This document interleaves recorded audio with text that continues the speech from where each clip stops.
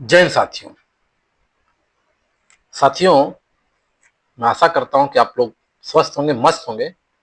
और अपने कामों में बिल्कुल लगे होंगे। इसी बीच एक नोटिफिकेशन आया राष्ट्रीय मिलिट्री स्कूल का, तो मुझे लगा कि ये बात आप लोगों तक शेयर कर देनी चाहिए, क्योंकि जिन साथियों के बच्चे 6 क्लास में हैं या 9th में हैं, जिनकी एज 10 से 12 साल के बीच में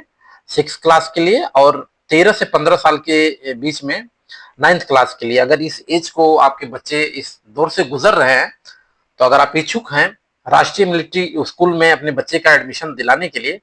तो इसके जो है एग्जाम फॉर्म की जो डेट है वो 10 सितंबर से स्टार्ट हो गई है और इसकी अंतिम तिथि जो है 9 अक्टूबर निर्धारित की गई है। तो जो भी अभिभावक इस चीज को लेके एक्टिवेट है या जागरूक है कि नहीं, मैं अपने बच्चे को राष्ट्रीय मिलिट्री स्कूल में दाखिला दिलाना चाहता हूँ और इसकी तैयारी करवा रहे अपने बच्चे को, तो वह इस फॉर्म को जरूर डालें। और आपके बच्चे के लिए एक सुनहरा मौका है, क्योंकि राष्ट्रीय मिलिट्री स्कूल में एडमिशन पाना आज के डेट में एक बहुत बड़ी चुनौती है। और बच्चे के अंदर अंदर अगर हुनरमंद है, आप उसकी प्रतिभा को निखारना चाहते हैं,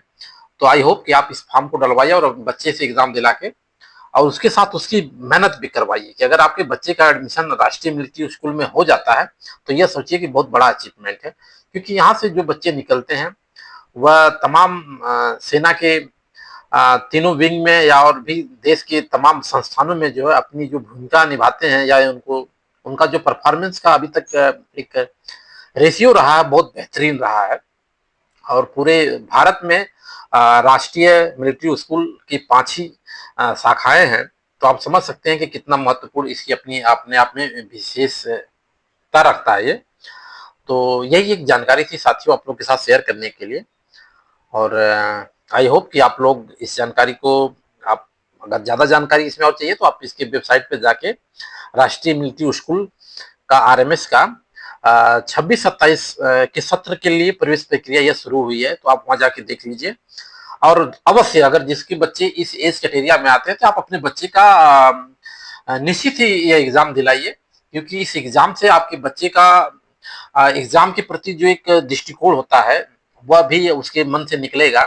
एग्जाम किस प्रकार से दिया जाता है और कंपटीशन को किस प्रकार से फेस किया जाता है, यही नींव है धीरे धीरे, और इस नींव का प्रयोग करना चाहिए। बाकी आप सभी अभिभावक काफी जागरूक हैं, लेकिन फिर भी मेरी जिम्मेदारी थी, मैं इस चीज को समझा कि अगर ये जानकारी मेरे माध्यम से आप लोगों तक पहुंच जाए, हो सकता है किसी के ध्यान में ना हो, किसी का फॉर्म छूट जाए, तो वो ठीक नहीं होगा, इसलिए मैंने इस चीज को जो है यहाँ पे शेयर किया। ठीक है साथियों, इसी के साथ जय हिंद, जय भारत।